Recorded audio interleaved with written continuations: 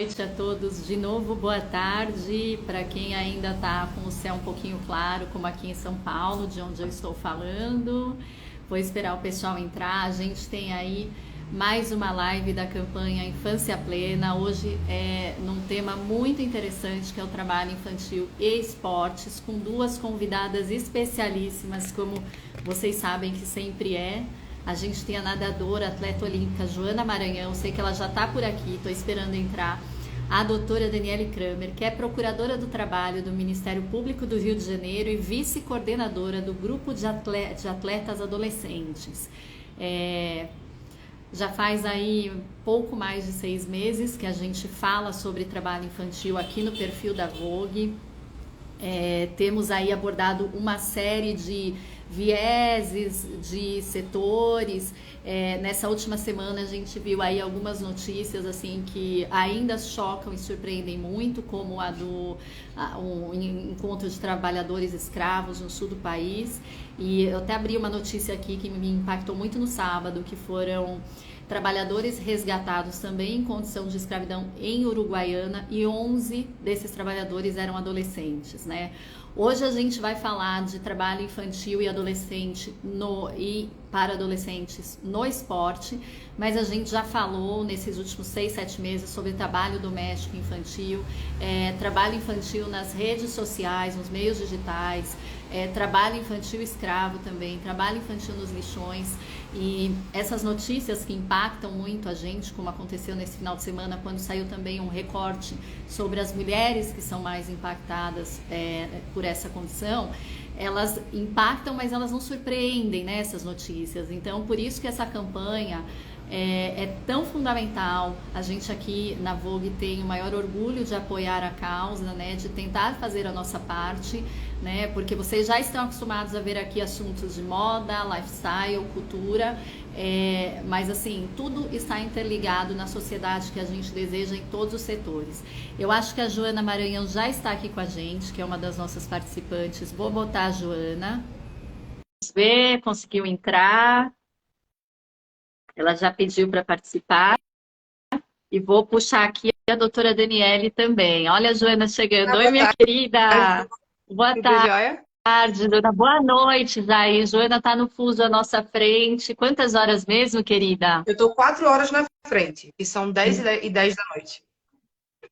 Meu Deus do céu. Então, muito obrigada. Caetano já está dormindo. Joana é mamãe Fui também. para dormir, expliquei para ele que a mamãe tinha uma reunião, então ele tá lá no quarto. Quando for de madrugada, ele deve vir pro meu, mas umas boas horas ele fica lá Faz no quarto. parte, faz parte. Joana, coloquei aqui a doutora Daniele. Vamos ver se ela entra. Aqui eu mandei o ônibus da escola para outro lugar, para não atrapalhar o nosso horário aqui. Vou tentar mais uma vez. Acho que a Dani pode estar, doutora Dani, ó, já estou até chamando de Dani, já estou íntima das procuradoras, todas elas são bárbaras, fazem um trabalho muito fundamental, não só por ofício, mas como grandes seres humanos que são pessoas pessoalmente envolvidas com essa causa, porque não é fácil permanecer nesses ambientes, né? As coisas, infelizmente, andam mais lentamente do que a gente gostaria, no sentido de maior regularização, né? Nem sempre as penalidades aplicadas nos parecem justas, mas elas persistem. Vamos tentar de novo a Daniele aqui. Vamos lá. Acho que agora vai. Joana, enquanto a Dani tenta aqui acessar, vamos tentar. Eu já vou aproveitar para começar, gente. Para quem chegou agora, para quem estava entrando, o nosso tema hoje é trabalho infantil e adolescente no esporte, né? A Joana tem uma história muito conhecida, né? Sofreu aí múltiplas violências, né, Joana? É uma história que sempre me pega pessoalmente como mulher, como mãe, né? Mas você também começou muito cedo como atleta, né? Você começou ali aos 12 anos, né? Deixa eu ver a Dani de novo. Será que dá? Acho que a doutora Daniele talvez esteja com um pouco de dificuldade, não sei se o perfil dela é aberto, mas vamos começar.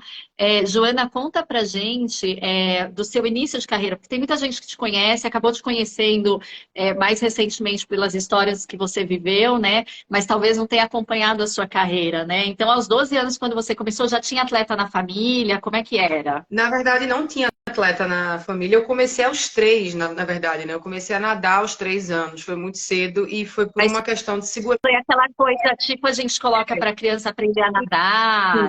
Isso. Mas só que muito cedo, assim, eu percebi que eu tinha talento para aquilo e aí a coisa foi caminhando, né? Eu me federei muito cedo, eu comecei a competir, mas era um ambiente novo para todo mundo da minha família. Nunca tinha tido atleta, então a gente não sabia qual era o caminho a percorrer. A gente foi descobrindo isso junto, né? E eu tenho a minha própria característica de ser muito caxias, sempre fui muito disciplinada, o que casa muito bem para esse ambiente esportivo, né? Mas hoje, assim, olhando para trás, né, e tendo o conhecimento que eu tenho, eu acho que foram várias violações e o caminho poderia ter sido o mesmo sem afetar a minha performance de uma maneira mais respeitosa. Eu entrei na seleção brasileira aos 14 anos de idade. Eu fui campeã brasileira absoluta com 14 anos de idade.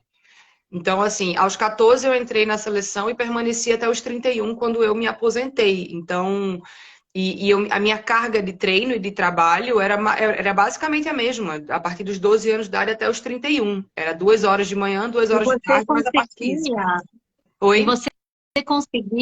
você conseguia, Joana, conciliar o estudo? Como é que era essa parte, inclusive para sua família, assim? Olha, Porque além da criança que tem essa questão da responsabilidade, eu acho que tem uma coisa assim que os próprios pais, né, não sabe, a gente não fala muito como é que é ser pai ou mãe de um atleta, criança, adolescente, a gente fala infantil, né? Mas quando é uma criança, quando é um adolescente, por mais que comece a treinar muito cedo, né? Enquanto você assim, está contando, eu estou aqui eu tentando nunca ajudar participei, a doutora Daniela a entrar, tá? eu nunca participei de nenhum evento da minha escola, por exemplo. Eu não sei o que é fazer passeio de escola, porque eu sempre tinha treino no contraturno escolar, eu sempre estava treinando e nos fins de semana eu estava competindo ou descansando para outra semana de treino. Então é uma dinâmica completamente diferente. E é uma dinâmica que muda a vida da criança e muda a vida da família Sim. também, né? Porque a família se adapta àquela rotina, tem que acompanhar a criança nas competições, enfim. Essa questão da escola, assim, eu acho que, de novo, a minha característica de ser muito disciplinadinha, eu acho que ajudou. Mas se eu disser para você que eu não tive dificuldades, eu vou estar mentindo, né? Eu tive que chegar para a minha escola várias vezes e explicar, ó, estou convocada, vou passar 3 semanas fora pela seleção brasileira. Porque não era algo que a escola estava habituada. É diferente daquela prática esportiva no contraturno escolar. Ele se torna uma profissão, de fato, né? E na minha cabeça, ninguém precisou falar, eu acho que é o próprio ambiente do esporte competitivo, na minha cabeça o esporte era mais importante que a escola. Então eu tinha que ser excelente no esporte e passar na escola. Isso era uma coisa que ficava na minha cabeça, olha lá. Ah, a doutora Dani chegou. Eu estava aqui tentando convidar também, por isso que eu estava com a telinha fechada enquanto a Joana falava. Bem-vinda, doutora, muito obrigada. Desculpe aí, às vezes acontece assim, o Insta. Enfim, modernidades, né, gente? A gente acha que nunca vão falhar, enfim, fica contando muito, mas acontece. Seja super bem-vinda e obrigada também por, assim como a Joana, topar nosso convite, fazer um horário um pouco diferente. Acho que a senhora está no mudo. Agora Ih, não tá estamos te ainda. ouvindo. Está mudo Oi, ainda? agora foi? Agora sim. Agora sim, vamos lá. Tudo Olá, bem? doutora, Boa, seja muito boa bem-vinda. noite, Lia. Boa noite, Joana, todas e todos que nos assistem. É um prazer estar aqui debatendo com vocês esse tema tão importante e, ao mesmo tempo, tão invisibilizado, né? Porque o senso comum Invisibilizado, supõe que doutora. o esporte é um local de proteção para os adolescentes, né? E deveria ser sempre, mas muitas vezes os clubes, os centros de treinamento, ao invés de proteger, acabam servindo de cenário de inúmeras violações de direitos, e sobre elas que eu acho que nós vamos tratar aqui, né? Exato. Eu ia fazer isso até depois essa pergunta para a Joana, né? Mas para até voltar enquanto, eu não sei se a senhora, enquanto estava tentando você, vou chamar de Fique à você, vontade. estava tentando entrar, eu estava até comentando daquela notícia que saiu do resgate de trabalhadores escravos em Uruguaiana, né? Porque o pessoal estava acompanhando mais as vinícolas, enfim, e que eram mais de 50 trabalhadores e 11 eram adolescentes, e me chamou muito a atenção ter essa informação, porque isso já foi uma coisa que a gente conversou na primeira live da campanha, falando sobre o papel da mídia, como nós mesmos, jornalistas, né? Eu sou jornalista também, muitas vezes, por questão do que é previsto mesmo em lei, a gente tem que tomar muito cuidado quando a gente está fazendo alguma cobertura que envolve infância e adolescência, mas a gente não falava, né, sobre adolescentes e crianças neste meio, né, nestes resgates, né? E aí, no caso da Joana, vindo assim para esse lado do esporte, é como eu falei, a história da Joana ficou conhecida, além dos méritos dela, por ser uma atleta de alta performance, pelas violências de gênero que ela sofreu também, né? E ela estava aqui me contando, porque eu falei, você começou ali a nadar aos 12 anos. Eu falei, não, comecei aos 3. Já ganhei o primeiro campeonato aos 14, né, Joana? Aí dá para conciliar a escola, porque os pais também não são bem orientados, né? A gente vê mais também, acho que essa discussão no futebol, mas aí voltando, a Joana estava justamente contando que ela nunca foi na festinha da escola, no acampamento, enfim, né, Joana? Então vou pedir para você continuar essa parte que eu acho interessante de contextualizar, para depois a doutora trazer alguns aspectos técnicos para a gente também. Não, o esporte ele tomou esse lugar na minha vida e porque eu fui alimentando esses sonhos, né? Juntou o meu talento com a minha própria personalidade de me sentir, eu gostava daquilo, apesar das violências que eu sofri, e eu queria conquistar esses sonhos, né? Então, assim, eu particularmente eu não fui forçada por treinador e nem pelos meus pais, tipo, você tem que ficar ali. Mas eu venho de uma situação financeira extremamente privilegiada. Se eu parasse de nadar, né, o dinheiro que o esporte estava me dando na época começou a me dar com bolsa atleta e com salário de clube, não faria diferença no orçamento familiar. Não é a mesma situação para a grande maioria dos atletas brasileiros, né? A gente vem de um país extremamente desigual. Então, eu acho que eu tenho consciência de que eu me profissionalizei precocemente, de que eu trabalhei desde muito cedo. Eu, inclusive, assinei contrato. Meu primeiro contrato era um contrato que eu não recebia salário, mas eu tinha compromissos para com o clube, né? Aos 13 anos de idade. E isso é um contrato de trabalho. Não te escutei. Ficou... Eu tinha mutado meu microfone que estava passando uma ambulância aqui. Mas esse contrato, então, na verdade, não era um contrato, né? Era um acordo ali em benefício do clube, por assim dizer, né?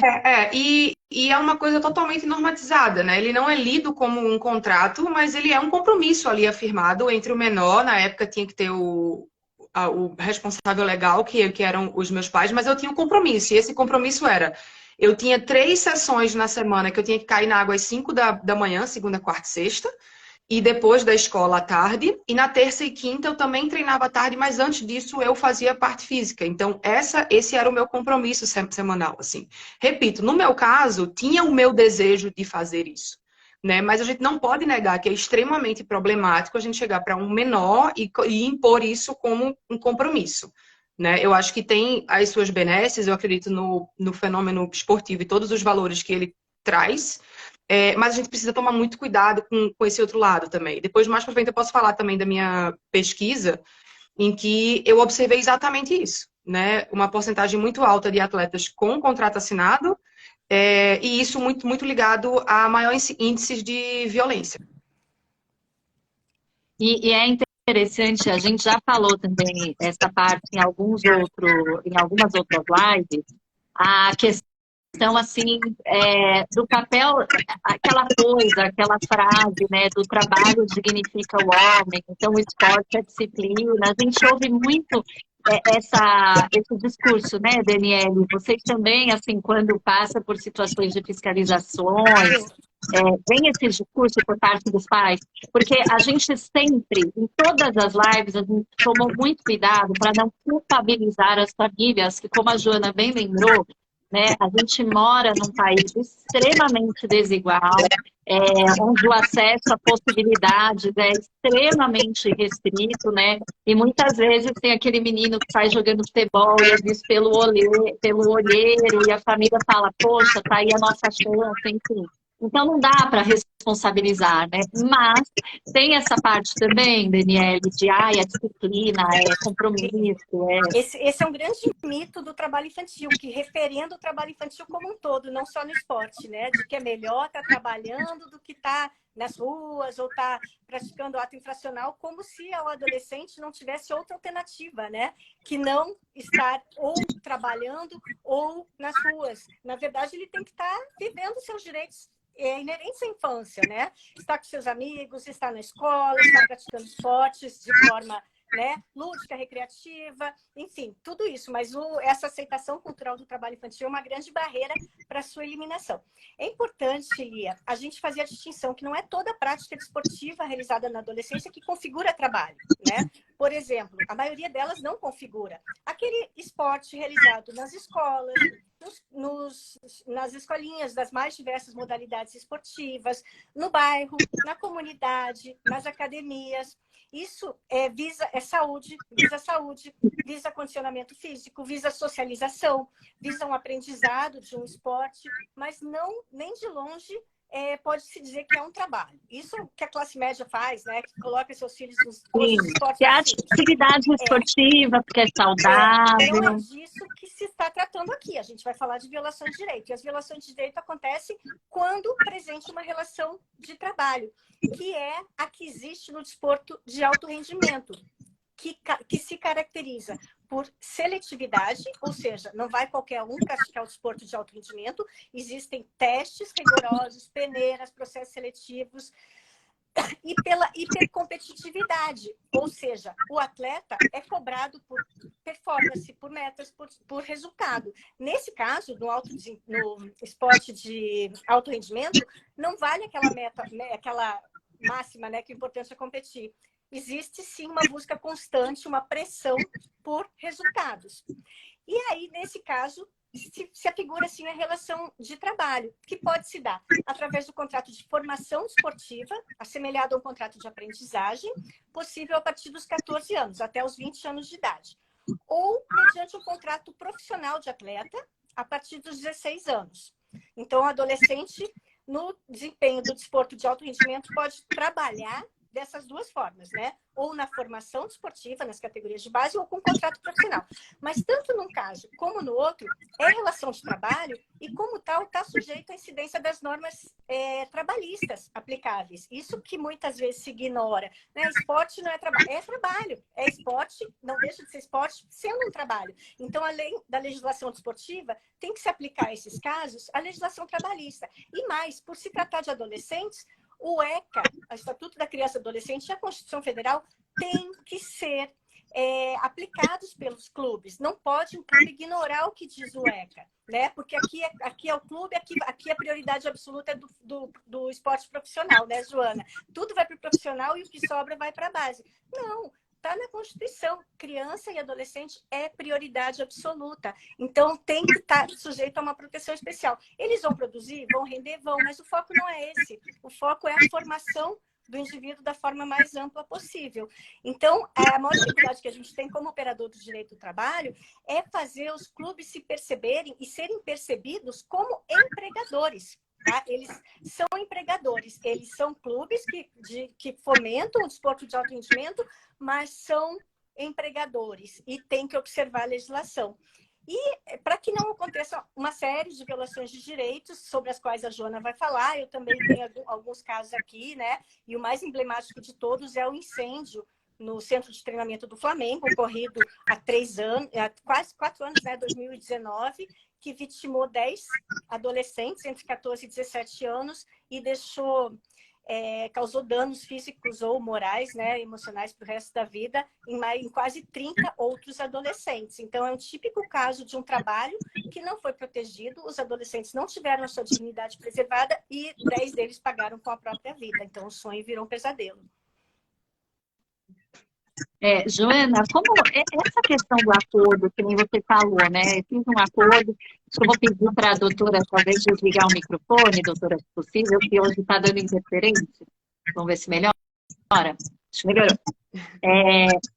Joana, quando você assinou esse acordo sem remuneração, você consegue ter a lembrança do que foi argumentado para a sua família? Porque, né, nós estamos dando a visibilidade para o clube, O que tinha alguma contrapartida? A contrapartida era que eles iriam pagar para tudo que eu fosse fazer, todas as competições que eu fosse, né? Tipo, passagem, hospedagem, a oferta do treinamento, da equipe técnica, enfim. Mas o que eu percebo ali, olhando para trás, assim, eu acho que tinha muito o aspecto do meu treinador na época, olhando de tipo assim, vamos ver como é que Joana reage a esse processo inevitável que vai ser da profissionalização dela. Eu até entendi ali nele, que foi uma pessoa muito especial na minha vida, um cuidado de ser meio que passo a passo. Vamos fazer primeiro esse acordo, ver como que você reage a isso. Porque na época eu até falei, pô, mas eu já sou campeã brasileira, por que eu não estou recebendo? Tem os atletas que não são campeã brasileira e estão, né, recebendo. Por que eu não estou tendo repasse? Porque eu queria isso, eu queria ser remunerada por isso. Tipo, meu primeiro bolsa atleta, eu fui lá e comprei um tênis para mim. Depois roubaram o tênis na competição, mas enfim. Tipo assim, a coisa do que eu vou fazer com o meu próprio dinheiro. A gente entra nesse universo, sabe? Tipo, nessa coisa do... Você entende aquilo como um passo, é normalizado. Né? E toda essa atenção que a doutora falou, e eu trago para um outro ponto, assim. O atleta de rendimento, a gente está levando o nosso corpo ao limite todo santo dia. Né? Ele não é sinônimo de saúde. Pouquíssimos desses clubes ou desses contratos têm um plano de saúde e oferecem um plano de saúde para o atleta.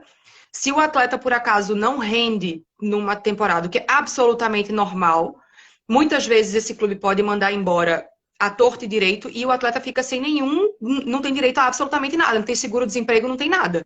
Várias vezes na minha carreira, no meu caso, muito por posicionamentos políticos, eu era mandada embora de um clube e eu ficava totalmente desempregada. Eu saía do X para o zero.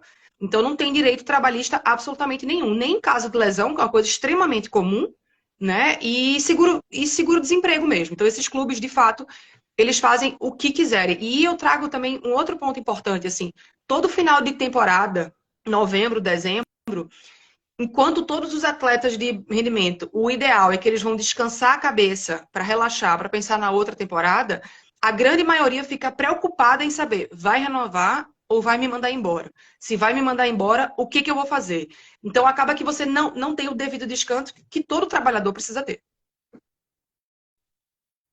E vira uma situação de barganha, inclusive, né? Porque assim, é o que temos. Então, se um clube oferecer algo um pouquinho melhor, você acaba aceitando porque ou é isso ou nada, e aí você também já é um atleta, uma criança, um adolescente que foi crescendo e o estudo ficou em segundo plano, né? Porque, enfim, não dá para conciliar com a mesma performance as duas coisas e você está condenada ali a aceitar o que temos, né?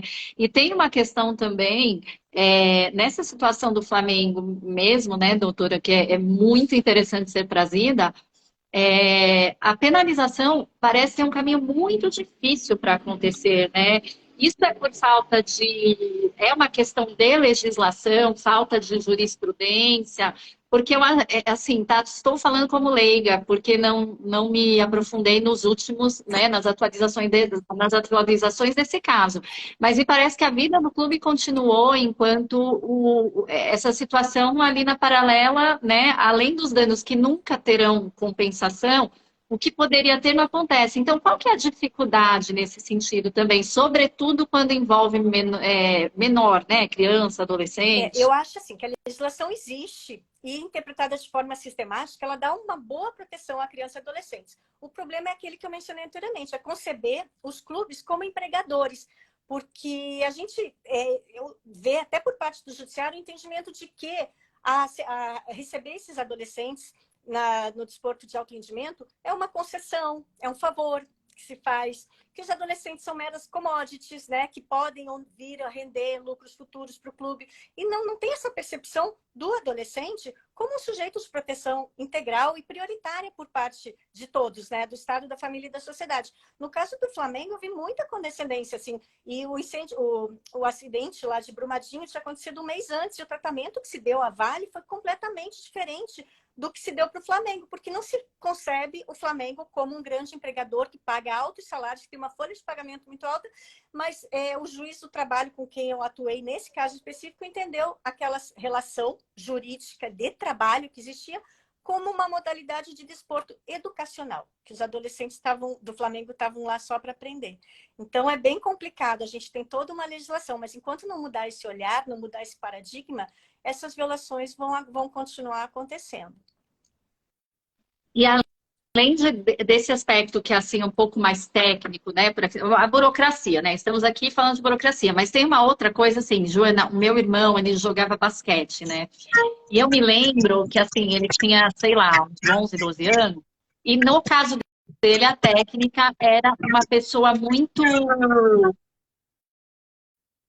atenta à questão de nota do colégio, né? Então, quem não vinha com boletim bacana, nossa, tá um ruído, é o meu microfone, gente, não é de vocês, desculpem.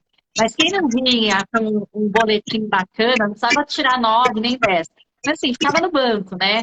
Mas é raro, né? Você tinha em algum sentido essa, Joana, só que assim, tem que frequentar a escola, tem que ter mínimo de média, que daí são coisas, né, doutora, que não dependem de lei nem nada, é uma questão de bom senso para preservar o desenvolvimento do atleta, né? No meu caso, nunca teve nenhum treinador que tivesse falado comigo sobre nota. Essa era uma consciência que eu tinha, porque eu queria tanto treinar que eu falava, se eu ficar em recuperação, eu vou ter que ir para a escola mais. Então é melhor eu me esforçar para passar por média, para eu poder descansar e ter mais tempo para treinar. A minha cabeça era outra. Quando eu fiz faculdade nos Estados Unidos por um semestre, aí sim, dentro do sistema universitário americano, que tem muitos problemas também, aí, se o aluno, atleta, não tem um mínimo de nota, não passa por média, ele não pode nem treinar.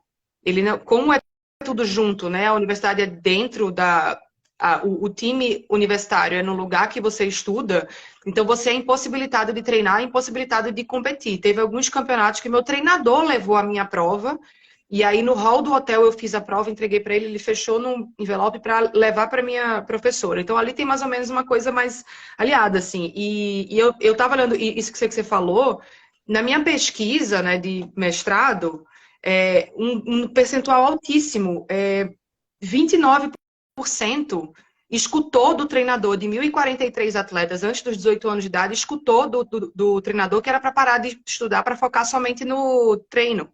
Então, assim, isso é uma coisa... E por que isso acontece no Brasil, assim? Por tudo isso que a doutora falou, mas também porque como a gente dá um subsídio, né? Como a gente não tem como no Brasil criar estruturas, como tem aqui na Alemanha, por exemplo. A Alemanha tem várias estruturas físicas, né, de treino.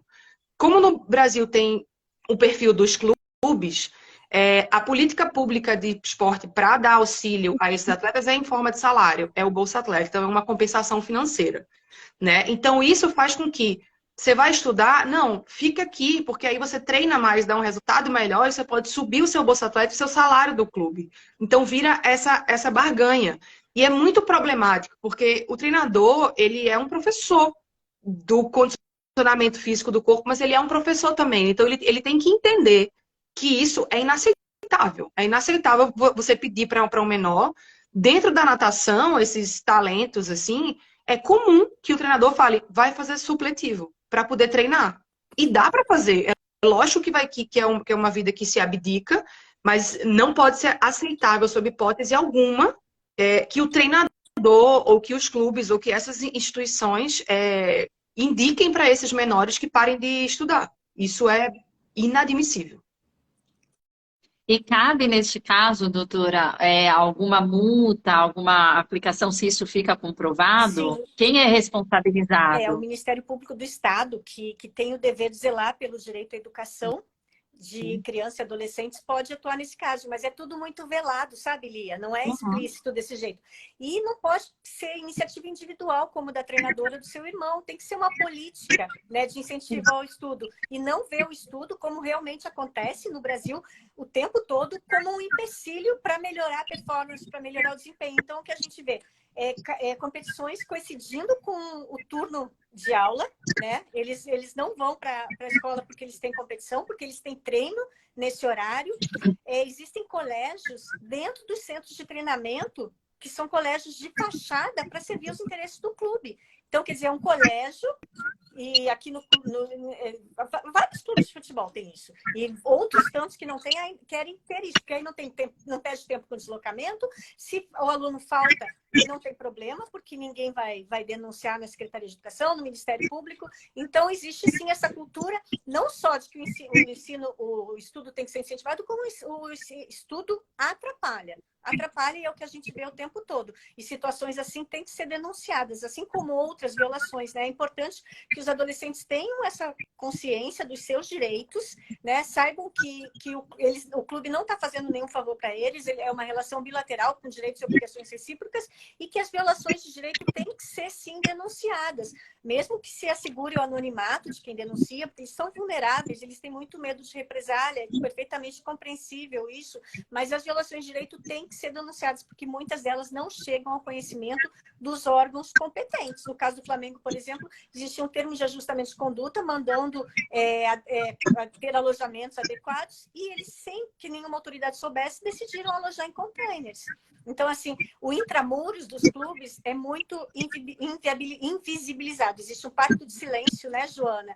Sobre o que acontece ali dentro.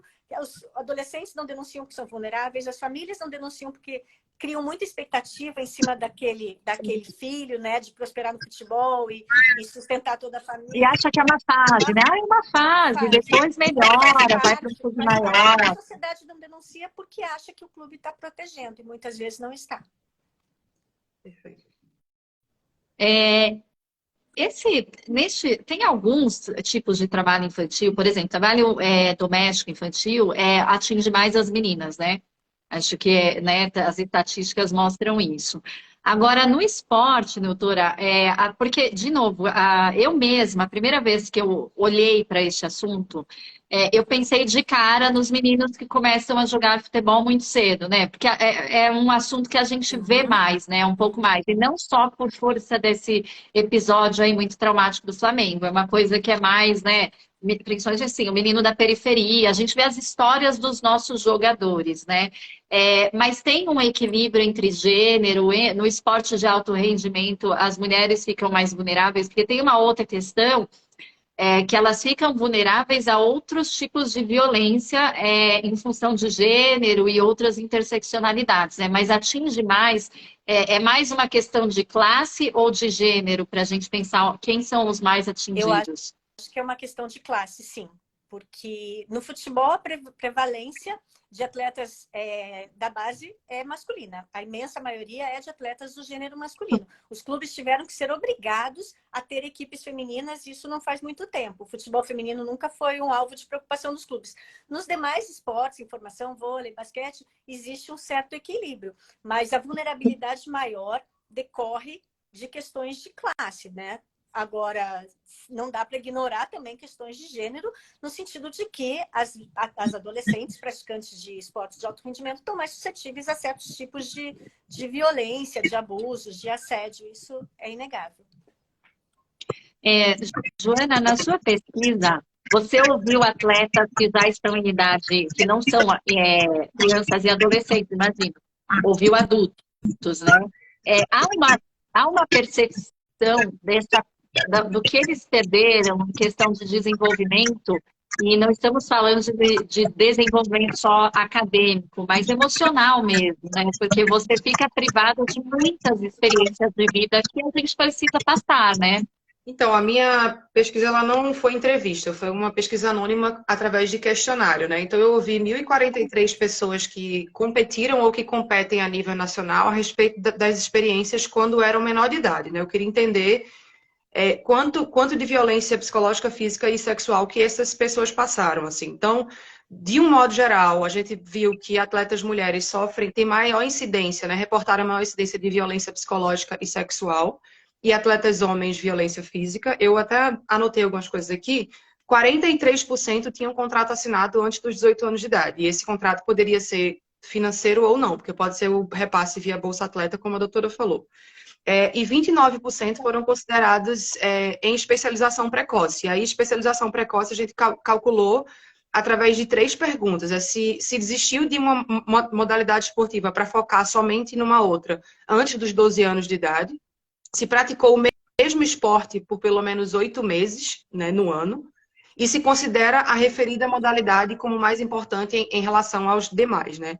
Os participantes que disseram sim para essa pergunta, a gente entende como que tivessem sido se especializado precocemente. Então, a gente tem aí 43% com contrato assinado, que para mim também é mais um fenômeno de especialização precoce. E aí, dessas pessoas que tiveram especialização precoce, 92% sofreram violência psicológica, 54% física e 61% sofreu alguma situação de violência sexual. Então, o que a gente percebeu na minha pesquisa é, quanto mais tempo durante a semana em treinamento, né, maior a incidência dessas violações, uma prática esportiva muito violenta do treinador para com o atleta, até de violência física, de jogar objeto e de sugerir fazer uso de substância proibida, ou de fazer jejum para atingir o peso, ou de tomar remédio que é proibido para perder peso.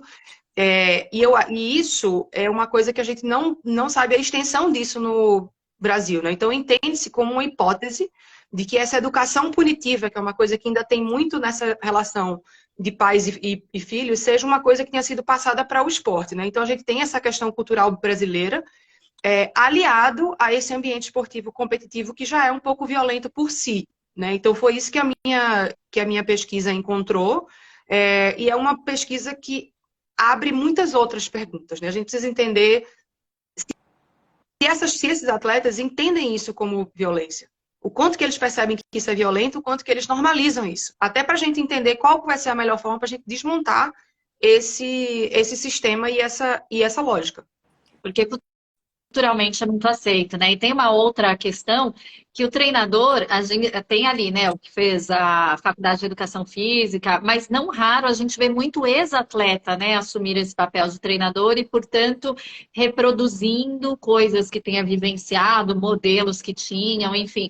Isso não deve ter mudado muito, né?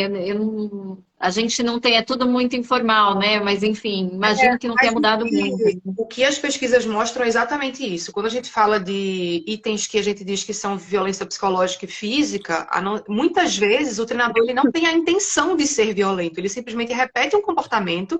Violência sexual, absolutamente não. Aí são relação de poder, as pessoas têm consciência que não têm direito de fazê-lo.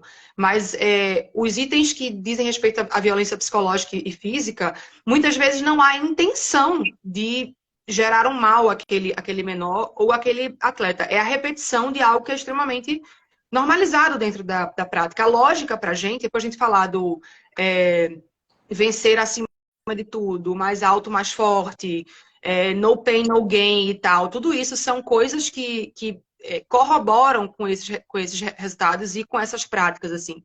Eu não vou mentir aqui dizendo que para você chegar no nível olímpico, né, eu fui a 4 Jogos Olímpicos, você não vai ter que passar por dor física, vai. Treinar dói, treinar cansa, lactato sobe, lesiona.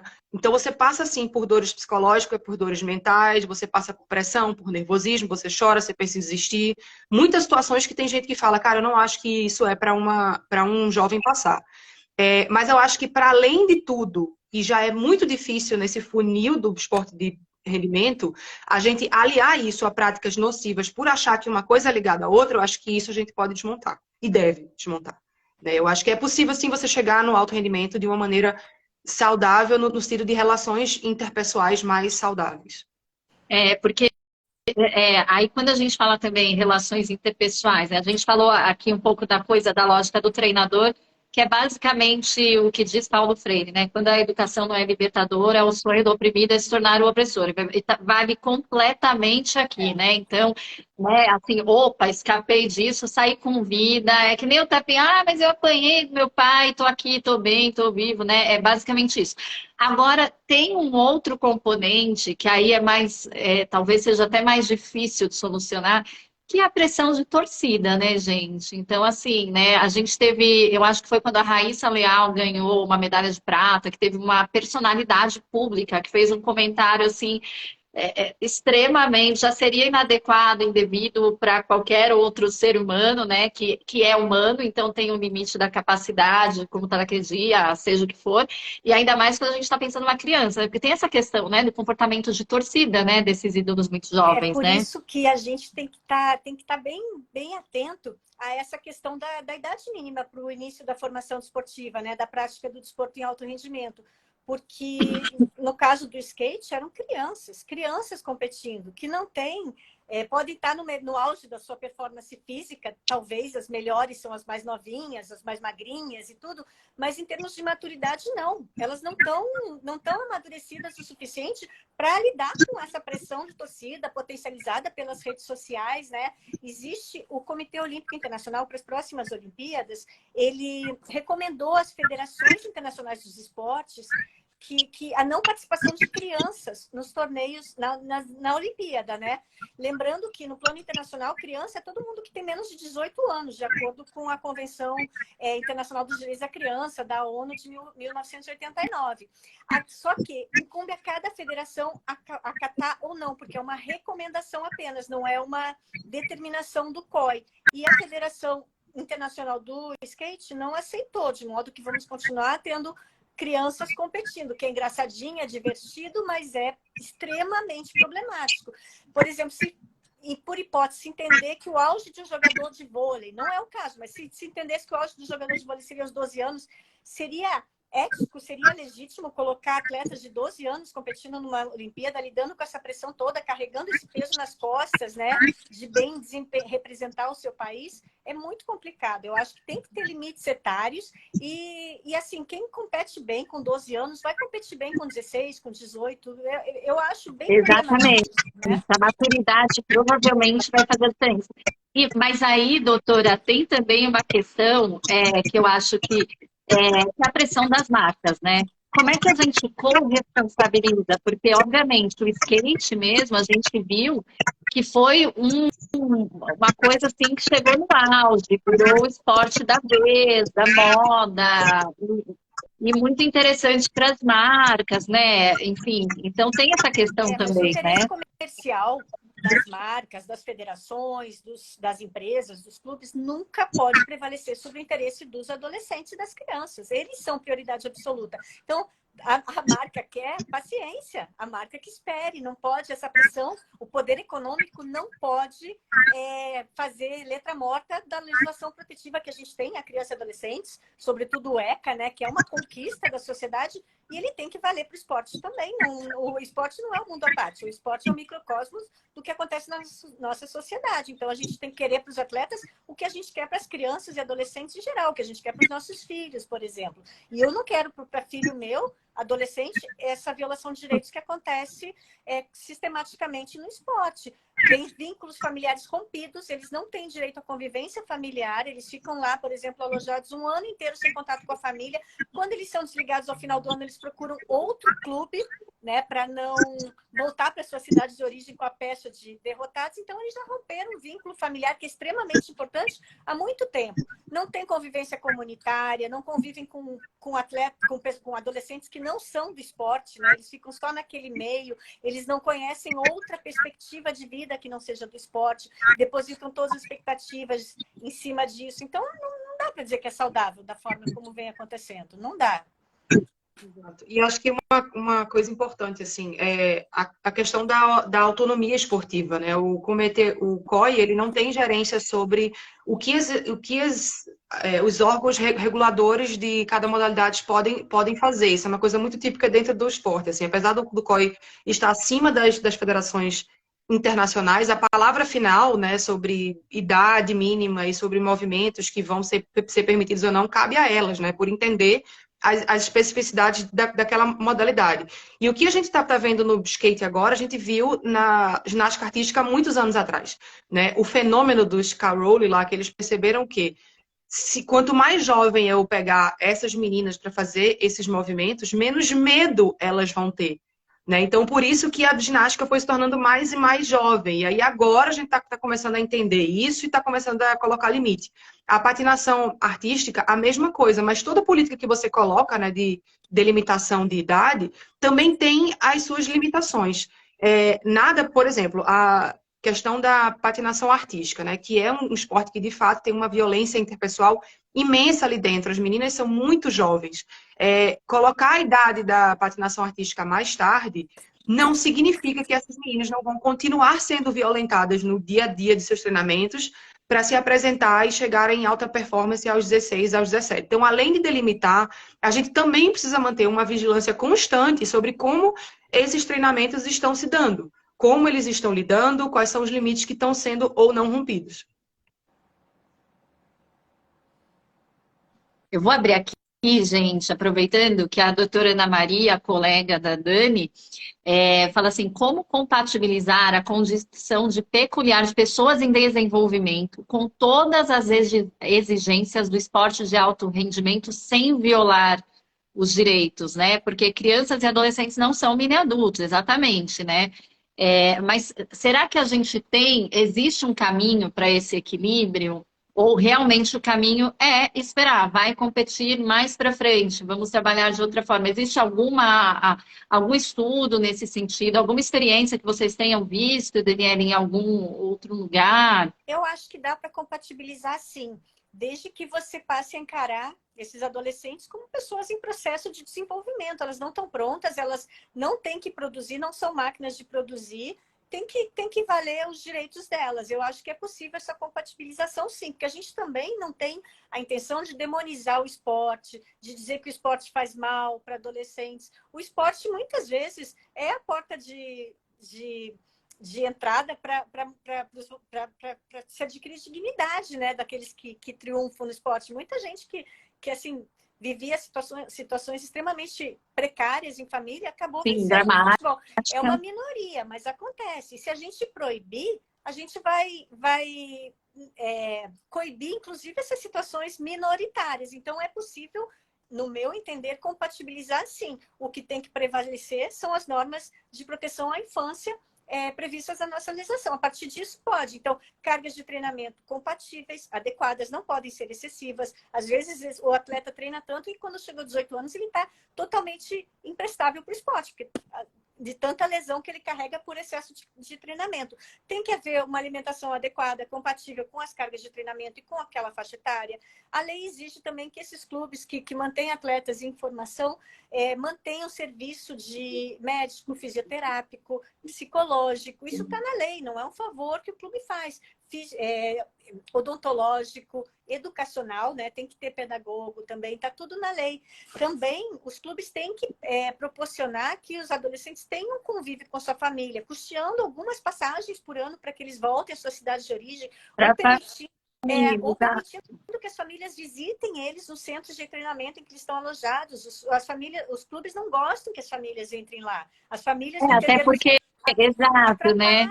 Atrapalham. Então, assim... Não, eu vivi uma história, doutora, agora, desculpa até te interromper, que eu não sei como eu não falei para vocês isso no início. Quando eu estava no colégio ali, acho que já no que hoje é ensino médio, primeiro, segundo colegial, eu tinha no meu colégio meninas que vieram jogar vôlei na cidade onde eu morava.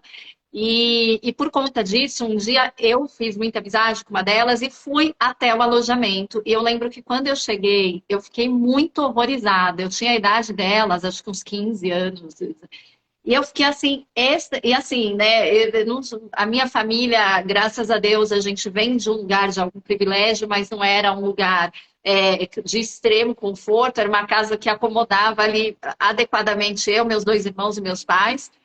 Eu e meus irmãos no mesmo quarto, mas eu me lembro que eu cheguei na minha casa e disse, pai, mãe, eu vou trazer a minha amiga para morar aqui. E ela era bem alta, né? Ainda meu pai falou, meu Deus, eu nem sei se existe um colchão do tamanho dela, enfim. Porque eu fiquei muito horrorizada. E aí meus pais, né? Meu Deus, calma, como assim? Vai trazer alguém, uma menina aqui para dentro de casa? E aí eles foram conhecer o lugar. E ficaram, obviamente, absolutamente chocados. Nem esperaram achar o colchão do tamanho dela, pegaram no mesmo dia. E eles eram meus pais, não pais dela, né? Então, imagina esses pais também, porque tem isso, né? Muitas vezes a realidade é vendida de uma forma e quando a gente vai ver, esse clube, no caso, ficava num lugar que era um bairro mais periférico, eram várias meninas dormindo sozinhas no final de semana. Então, enfim, tem essa questão, né, também, né, Lia, doutora? Não interessa, né? mas não é só clube periférico, não. Eu fui num grande clube junto com um colega promotor de justiça aqui do estado do Rio de Janeiro fazer uma inspeção, e ele é acostumado a fiscalizar unidades de acolhimento para adolescentes em conflito com a lei, né? Aqueles abrigados Sim. ali. Ele falou para mim, esse clube aloja muito pior do que os adolescentes em conflito com a lei. Quer dizer, não que os adolescentes em conflito com a lei tenham que ser mal alojados, de forma nenhuma. Sim, Agora, os claro. atletas não podem estar em condições piores do que esses adolescentes, totalmente indignas, dormindo embaixo da arquibancada, alguns deles sem colchonete. Então, assim, a prioridade absoluta ao adolescente totalmente inexistente nesse cenário. E não era um clube periférico, muito pelo contrário, era um clube grande, com faturamento bem expressivo. E pode falar, Joana, você ia falar alguma coisa? Não, eu ia só dizer, quando você perguntou da questão da compatibilidade, eu acho que além de toda a questão da legislação, é entender que esses jovens, apesar de ser jovens, eles têm que ser ouvidos, né? Tem que se perguntar para esses jovens o que eles estão achando dessa vida, se é o que eles realmente querem, né? Entender prós e contras, entender que são seres pensantes e não apenas, sabe, reprodutores de movimentos e performances esportivas fora de série, assim. Eles são capazes de dizer o que estão sentindo e tem que ser ouvido como tal, assim. O esporte de alto rendimento, ele, inevitavelmente, ele desumaniza o praticante. Você tem que se desumanizar, esquecer um pouco da dor física, passar por muitas dores mentais, assim, para você chegar. Então, repito, para além disso, não é necessário desumanizar ainda mais, não precisa tirar direitos ainda mais e silenciar. Então, acho que é preciso encontrar esse meio termo, acho que essas especificidades, eu acho que vai depender de cada país e de suas legislações, tem especificidades de cada esporte também, mas definitivamente a gente precisa olhar para isso. Eu acho que nós três aqui, né, a gente entende o esporte com todas as suas potencialidades, mas eu acho que a gente fechar os olhos para as problemáticas que de fato existem em um país tão desigual como o nosso, a gente está vendendo uma verdade que não existe, né? Tipo, a Raíssa, a gente falou dela, né? A Fadinha, ela parece uma criança que realmente gosta do que ela faz, ela gosta do meio, ela sente prazer com aquilo. Mas não é porque a experiência dela é essa positiva que essa é a experiência de todas as praticantes menor de idade do skate, né? Então a gente precisa entender o geral e não pegar uma pessoa extraordinária e achar que aquilo é a regra. Joana, eu tenho um exemplo aqui de uma boa prática no sentido de dar voz aos adolescentes. O ano passado, nós realizamos, o Ministério Público do Trabalho promoveu encontros regionais dos atletas das categorias de base. Começamos com futebol, mas a ideia é expandir para os demais esportes. Então, numa tarde, a gente juntou todos esses atletas, falou para eles sobre direitos, de uma forma bacana, lúdica, fácil deles entenderem, falou do que pode, do que não pode, de como eles podem denunciar. A gente os ouviu, falou de educação financeira, falou de contrato, falou de empresário, falou de um monte de coisa. E foi muito bacana, porque a gente humanizou esses atletas, a gente deu voz, deu protagonismo a eles e eles se sentiram muito valorizados, muito prestigiados. Foi uma tarde super bacana, é uma experiência que a gente quer repetir e ampliar, mas acho que são iniciativas bem importantes mesmo, de dar protagonismo para os adolescentes, ouvir o que eles acham. Escuta, né, doutora? Oferecer escuta, né, gente? É uma coisa muito rara no mundo inteiro, né? Tem gente Falamos que pode ser parceiro deles nessas situações de violência ou de dúvida. Será que estou sofrendo algum tipo de abuso? Vou bater na porta do Ministério Público e vou perguntar, existe alguém do Estado que está olhando pela minha situação, né? É importante isso. Doutora, a gente está aqui com o tempo contadinho, quase precisando finalizar, mas veio mais uma pergunta aqui, muito curiosa para nós leigos, né? Que em algumas situações pode até ser configurado tráfico de pessoas, e você teve alguns exemplos para nos explicar quando chega nesse extremo? Sim, de tantas falsas promessas, né? essa situação de, né, de idealização do futebol leva a muitos atletas e suas famílias a acreditarem em falsas promessas e acabam, por isso, se tornando vítimas do tráfico do esporte, seja no âmbito interno, né? Eles são movidos por falsas promessas de condições de alojamento satisfatórias, de salários bons e tudo, chegam lá, é situação de exploração, ou no plano internacional também. Os atletas muitas vezes são levados para o exterior, iludidos, né, com a promessa de prosperarem no esporte e acabam entrando em várias ciladas. Nós nos deparamos com diversas situações nesse sentido, sim. Então, nem é um problema exclusivamente do Brasil, não, né? A gente tá falando... Já houve também situações de atletas da África de virem adolescentes de forma ilegal para o Brasil, ficaram escondidos ali treinando, e então existe o tráfico interno, externo, e daqui para fora e de fora para cá também. Infelizmente, é uma prática bem comum, classificada pela OIT como uma das piores formas de trabalho infantil, o tráfico no esporte. Queridas, eu queria ficar muito mais falando aqui, inclusive dessa pesquisa da Joana. Joana, que, enfim, foi uma grande atleta e é uma grande mulher. Eu te admiro muito pessoalmente também. Falei para ela que era uma honra pela primeira vez a gente conversar, ter uma entrevista. E, doutora Daniele, obrigada por trazer um tema tão pertinente e até para a gente entender as diferenças, porque muitas vezes aqui a gente tem... Quando começam os comentários, eu peço para não ficar atrapalhando a gente que está falando, que é difícil, né? Com tudo subindo. Coraçãozinho pode mandar, gente, risadinha, foguinho, tudo a gente gosta, mas atrapalha. Mas, muitas vezes, as pessoas confundem, né? Ah, então não posso, vejo que meu filho tem jeito para tal esporte, para tal coisa, não posso. Não é isso, né, gente? Mas é também isso, por quê? A chance, a gente já falou também, né? O trabalho infantil e de adolescentes, ele tem cor, ele tem classe, a gente sabe muito bem quem são os maiores impactados, em alguns aspectos ele tem gênero muito bem definido.